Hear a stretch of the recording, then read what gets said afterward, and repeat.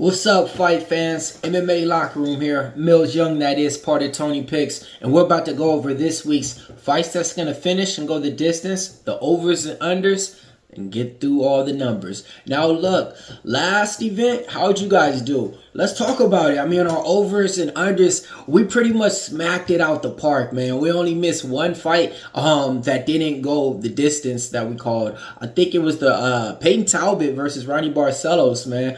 We thought that fight would finish, but it went the distance. Besides that, we hit every single other fight, got it right.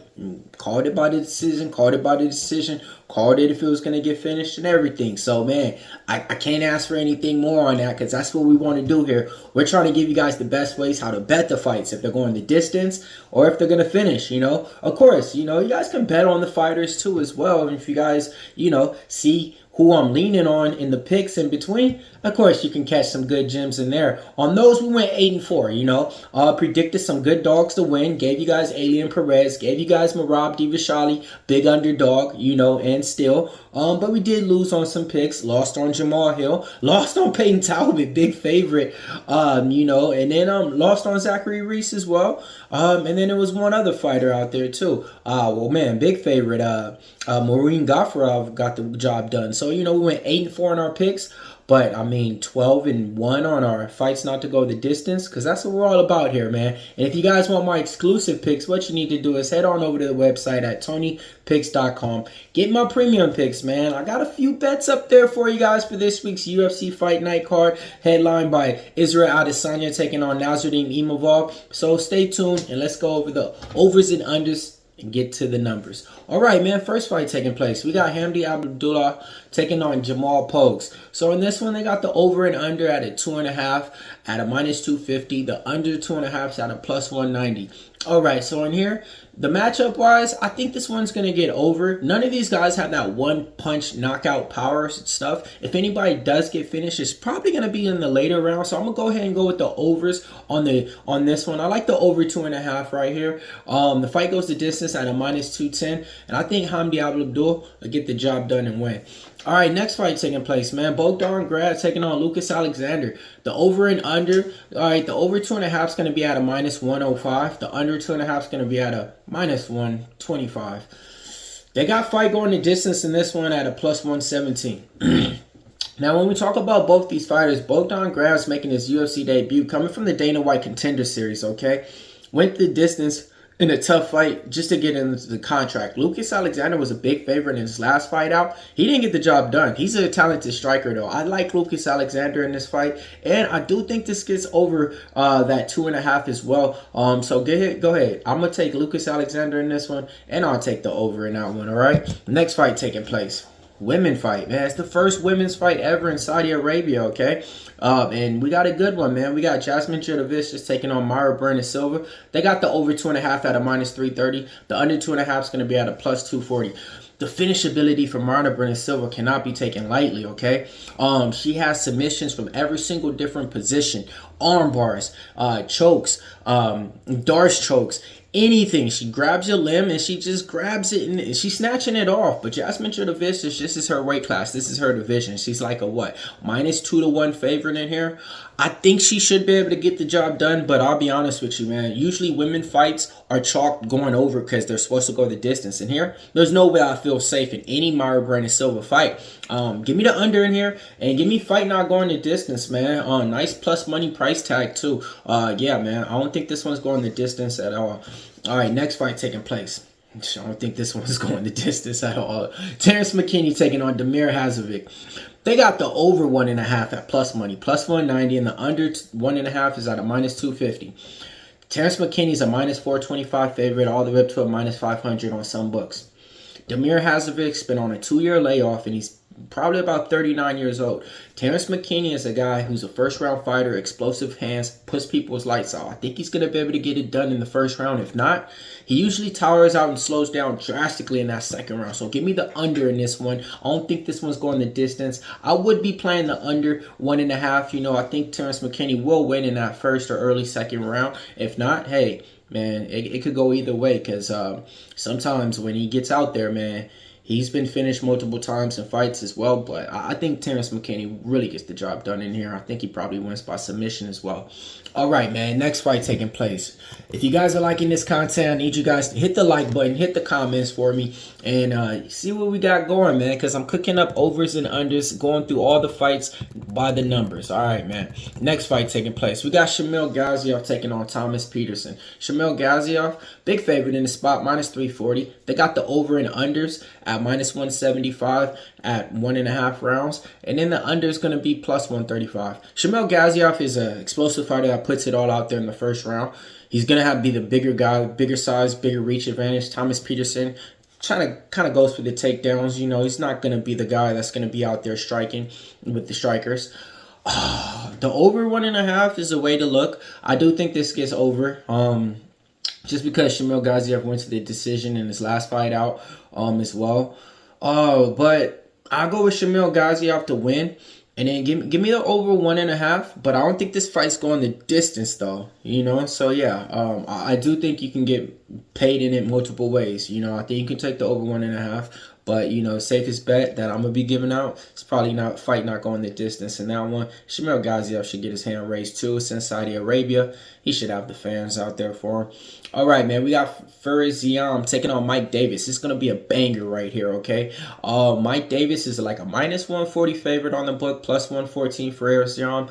Both these guys got talented skills that they can attribute in the cage that can make a fight hard for anybody who steps in there with them in the cage. But in this one, I do think the striking volume of Mike Davis is something you can't take light. The fast hands that he has. Ziam doesn't put up that much volume throughout the fights. He's going to be the taller fighter, though, Ziam. And the money came in on him because Mike Davis was a big favorite, minus 2 to 1. Let's talk about the over and under. They got the over 2.5 out of minus 240, the under 2.5 out of plus 185. I think this one gets the distance. And if it doesn't, I think Mike Davis would probably be able to get that finish, you know, and win by sub. But I do think this one goes over the 2.5. And yeah. Man, I think, yeah, let's go ahead. Overs and unders. Let's talk about the fights and give you the numbers. All right, Naimov taking on Kaan Ofli. All right, I like Naimov in this spot. He's a minus 340 on the books, okay? They got the over and under at a minus 166 for 2.5 rounds. The under is going to be plus 130.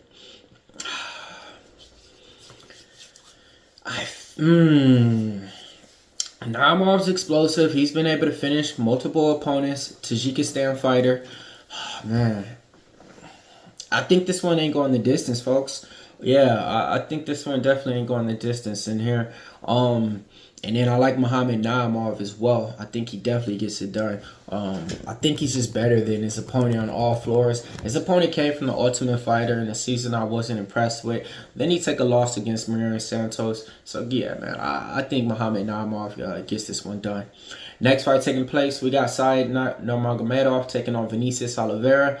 So now Nurmagomedov is a minus 162 favorite. They got the over 2.5 set out of minus 135. Okay, man. It's going to be a good fight right here. Vinicius Oliveira is 3-0 in the UFC. And he's been putting cash in people's pockets as an underdog, okay? He's an explosive fighter. This is the thing, though. The experience level between these two guys, I got to go with Said Nurmagomedov. When we look at it, he has one of the most deadliest guillotines. It seems like if anybody puts their neck there, he grabs it up real quick and is able to submit them. Let's talk about the over and under. Over 2.5 at a minus 135. I don't think this one's going the distance, folks. I think you could get some good money by playing the fight not going the distance in this one. And I think it's a hard fight to pick exactly who's going to win. I like Vinicius Oliveira. I like things that Nurmagomedov can do in this fight, too. I do think he's going to have the overall better game plan as this fight goes to win. So give me Nurmagomedov to win in this one. And then, yeah, I don't think it's going the distance. But I wouldn't be surprised if Vinicius Oliveira wins. So if you guys, you know, looking for a good dog earlier on in the week, you know, I was really on that side, you know. But as the week goes, I kind of did a little bit more tape study and stuff, and you know, I'm just going that way. You know, that's the way I think it's gonna play out. Okay, but if I'm not going the distance, the way to get paid. All right, Sergei Pavlovich taking on Jairzinho Rozenstruik. Minus 310 for Sergei Pavlovich. Big heavyweight stepping in there, man. What do you think, man? The over and the under? You got to go with the under in here, man. The under 1.5 is going to be at a -210.